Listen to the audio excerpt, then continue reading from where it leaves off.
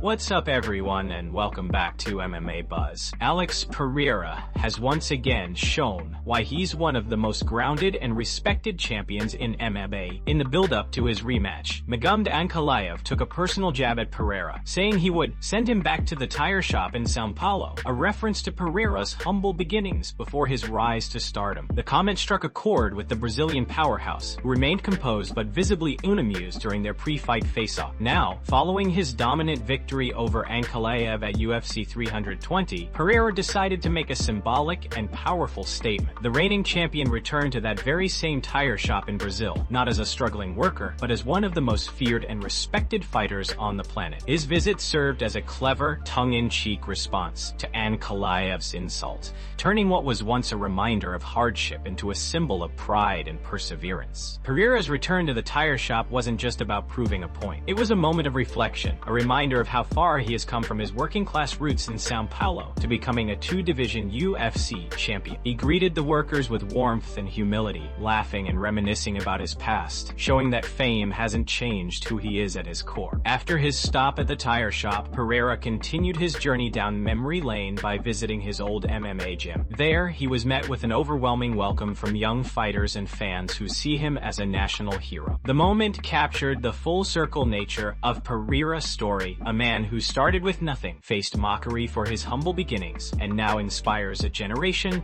through his success, discipline, and resilience. Alex Pereira's symbolic return not only silenced critics but also reinforced his image as a true champion, one who never forgets where he came from, no matter how high he climbs. Before moving on to the next news, we have a quick request for you. We're always working to improve our content and truly value your support. If you could take a moment to leave a like on this video, subscribe to the channel, and hit the bell icon, it would mean a lot to us. That way, you'll never miss an update. Move on to another news. Former UFC welterweight champion Kamaru Usman has voiced his interest in seeing a trilogy fight between Alex Pereira and Magomed Ankalaev. Speaking on the Pound for Pound podcast alongside Henry Cejudo, Usman explained that both fighters entered their previous matchups under physical limitations, making the third and final clash the most logical and fair next step. Pereira had recently revealed that he was only at 40% during his first fight with Ankalaev, hinting at a lingering hand injury that limited his performance. On the other side, reports surfaced that Ankalaev had been dealing with a rib injury prior to their UFC 320 rematch, with footage showing him receiving injections just weeks before the bout. With both fighters compromised in different fights, Usman believes that a trilogy is necessary to determine the true superior athlete between them. Yes, of course, I'd love to see the trilogy, Usman said. Neither of them gave their best performance. Pereira had something going on behind closed doors, and Ankalaev did too. This third fight should be for all the marbles. When it comes down to a trilogy, there can't be any excuses. Both guys need to govern themselves and come in as healthy as possible.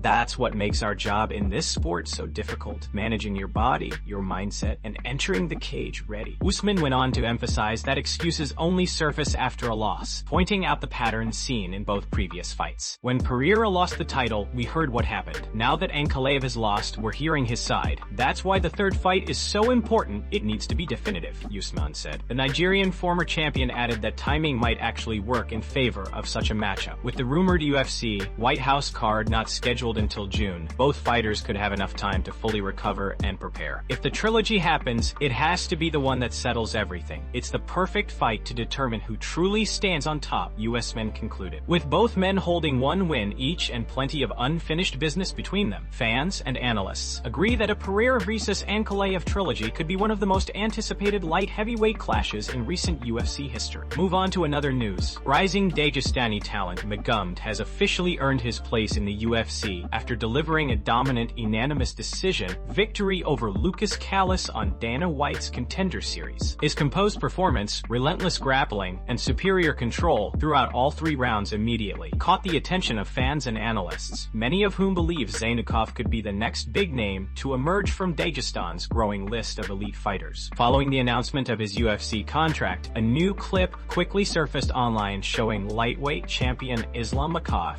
congratulating Zaynukov in his signature calm and composed manner. In the video, Makhachev praised the young fighter's discipline, technique, and patience inside the cage, qualities that have long defined Dagestan's fighting style. With a smile, Islam told Zaynukov to keep training, stay humble, and stay focused, reminding him him that earning a UFC contract is just the beginning of a much tougher journey ahead. Zaynukov's win was a complete showcase of Dagestani fundamentals: constant pressure, precise takedowns, and airtight top control. Throughout the fight, he smothered Callis with his wrestling, neutralizing any offense and maintaining complete dominance on the ground. Dana White was clearly impressed, awarding Zaynukov a contract without hesitation. The lightweight division has always been known as one of the UFC's most competitive landscapes, and with fighters like Zaynukov stepping in, it's only becoming deeper. Many fans are already drawing comparisons between Zaynukov and Islam Makhachev, given their shared background, similar fighting style, and connection to coach Abdulmanap Nurmagomedov's legacy. Islam's reaction not only highlighted his support for the next generation, but also emphasized the brotherhood that defines Dagestan's MMA community. Fighters like Makhachev, Khabib Nurmagomedov, and now Zaynukov continue to build on a powerful tradition of discipline, respect, and excellence. With Islam Makhachev's endorsement and the MMA world watching closely, Magomed Zaynukov's UFC journey is just beginning,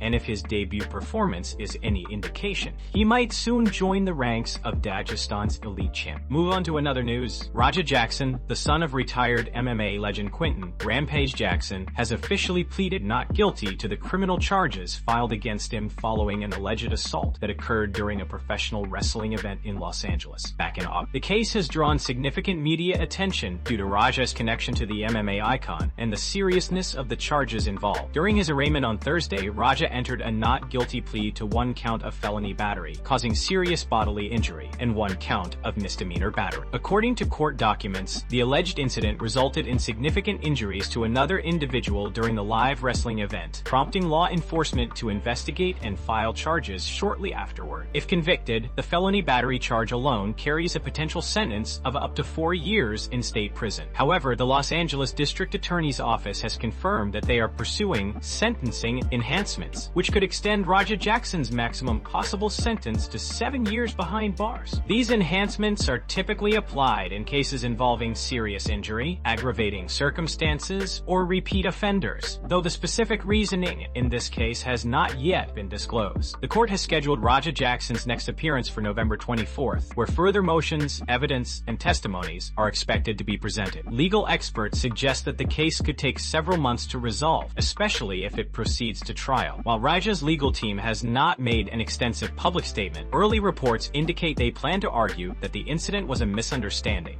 and that Raja's actions were taken in self-defense during a chaotic altercation at the event. Meanwhile, prosecutors are preparing to present witness accounts and video footage allegedly showing Raja's involvement in the confrontation. As the case unfolds, fans of Quinton Rampage Jackson, a former UFC champion and MMA legend, have expressed mixed reactions online, with many urging patience and fairness until all the details emerge. The MMA community will be closely following this case in the coming months as more information becomes available and the legal process continues. Move on to another news. Arman Tsarukyan is preparing for his upcoming fight against Dan Hooker at UFC Qatar, but in a recent appearance on the Ariel Helwani show, he made headlines for his strong comments about fellow lightweight star Paddy Pimblett and featherweight champion Ilia Topuria. When asked about a potential matchup between Pimblett and Topuria, Tsarukyan didn't hesitate to share his honest opinion, and it wasn't flattering for Paddy. According to Arman, there's no way Pimblett could ever defeat Ilia if the two were to face off. He stated confidently that he sees himself as the only lightweight in the division capable of beating Ilia Topuria, emphasizing that the UFC knows this too. "I'm the only one who can beat Ilia right now," Arman said. "Everybody knows that, even the UFC. That's why they're trying to push him as much as possible, but keeping us apart." Tsarukyan believes that the UFC has been hesitant to book a fight between him and Topuria because it could disrupt the promotional plans surrounding both fighters. Still, he insists that once he proves himself against Dan Hooker, there will be no denying his place among the top contenders. "If I go out there and perform really well, finish Hooker, they won't be able to avoid me anymore," Arman explained. "I have to do something spectacular, show that I'm ready for the title, and prove that I deserve to be there." The rising lightweight contender is clearly focused on his mission, earning a shot at UFC gold and taking on the toughest opponents in his division. His remarks not only show supreme confidence, but also highlight his awareness of the politics behind matchmaking in the UFC. While fans continue to speculate about a possible Paddy Pimblett vs Ilia Topuria showdown, Tsarukyan made it clear that, in his eyes, such a fight wouldn't even be competitive. His message was direct: Ilia Topuria stands above most fighters right now, and the only man capable of challenging him, in Arman's mind, is himself. With his bout against Dan Hooker approaching, Tsarukyan knows the spotlight is on him. A dominant victory could finally position him as an undeniable title threat, forcing the UFC to give him the opportunities he believes he's earned. Move on to another news. Former UFC middleweight champion Ciryl Adesanya believes that Carlos Ulberg deserves the next shot at the UFC light heavyweight championship. Speaking on his official YouTube channel, Adesanya shared his thoughts on the state of the 205-pound division and why Ulberg should be next in line to challenge Alex Pereira for the title. Adesanya expressed admiration for both fighters but made it clear that, in his eyes, Ulberg has earned his opportunity through consistent performances and explosive finishes. "I still think Carlos should get the next shot," Adesanya said. "Good fight, crazy fight, but if it's Pereira again, they're probably going to give it to Carlos, as they should. I think Carlos versus Alex. I like that. That should be next." Ulberg, who trains alongside Adesanya at City Kickboxing in New Zealand, has been on an impressive rise within the light heavyweight ranks. His most recent victory came in dominant fashion when he knocked out Dominic Reyes at UFC Perth, extending his winning streak and further establishing himself as one of the most dangerous strikers in the division. Meanwhile, Jiří Procházka reignited his title aspirations with a devastating knockout win over Khalil Rountree at UFC 320. Many fans and analysts expected that performance to earn him another shot at Alex Pereira, who currently holds the light heavyweight belt. However, Adesanya believes that giving Ulberg the opportunity makes more sense, considering his momentum, fighting style, and storyline connection to Pereira. For Adesanya, the idea of Ulberg versus Pereira is not only about rankings, but also about entertainment value and stylistic excitement. Both men are world-class strikers known for their power, precision, and composure under pressure. A matchup between them would showcase elite-level kickboxing inside the octagon, something Adesanya, a striker himself, clearly appreciates. As fans await the UFC's official decision, Adesanya's comments have sparked major discussions across the MMA community. Some agree with his sentiment that Ulberg has earned the shot, while others believe Procházka's knockout victory has already secured his claim. Either way, one thing is certain: if the UFC books Alex Pereira versus Carlos Ulberg, it has the potential to be one of the most electrifying title fights in recent memory. Move on to another news. After an electrifying night at UFC 320 in Las Vegas, where fans witnessed unforgettable moments inside the octagon, the promotion now shifts its focus to its next major pay-per-view event, UFC 321, set to take place later this month in Abu Dhabi. The highly anticipated card will feature a monumental heavyweight title clash as Tom Aspinall defends his undisputed championship against Ciryl Gane in the main event. Aspinall's journey to this point has been nothing short of remarkable. Following John Jones' official retirement, the English powerhouse was elevated to undisputed heavyweight champion, cementing his position at the top of the division. Now, he faces one of his toughest tests yet in Gane, the elite French striker known for his fluid movement, precision, and technical mastery. This matchup represents more than just a battle for the belt. It's a collision of two distinct fighting cultures and elite camps from England and France, both of which have long prepared for this inevitable showdown. Their rivalry stretches back years, with each camp carrying a sense of national pride and mutual respect for the Eater's skill and legacy. Interestingly, this won't be the first time fighters from these two respected teams have squared off under the UFC banner. In fact, on October 10th, 2020, the first chapter of this rivalry unfolded, and it was Aspinall's camp that walked away with a decisive victory. That win laid the foundation for a competitive dynamic between the two regions, one that has quietly built up to this historic heavyweight title showdown. Now, nearly 5 years later, the stakes couldn't be higher. Aspinall, known for his speed, power, and composure, will look to make a statement as the true king of the heavyweight division. Gane, on the other hand, aims to reclaim his place among the division's elite and finally capture the undisputed gold that has narrowly eluded him in previous attempts. As fight night approaches, the anticipation continues to build. Fans across the globe eagerly await this heavyweight clash in Abu Dhabi, a fitting stage for two of the most talented big men in modern MMA.